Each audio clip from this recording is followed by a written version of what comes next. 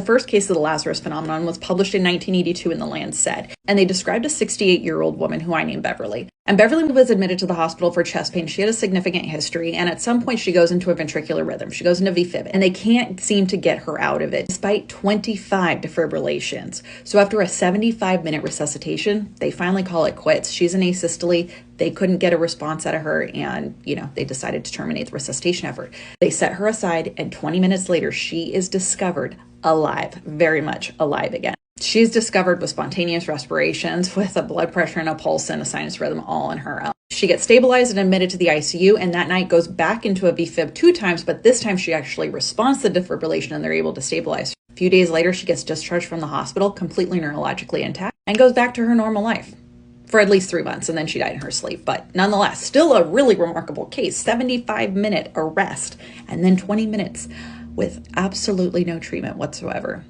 She was dead? Yeah. And now she's no longer dead? Also, yes. We saw her flatline, and she's not dead. Lazarus syndrome. Spontaneous return of circulation after failed attempts at resuscitation.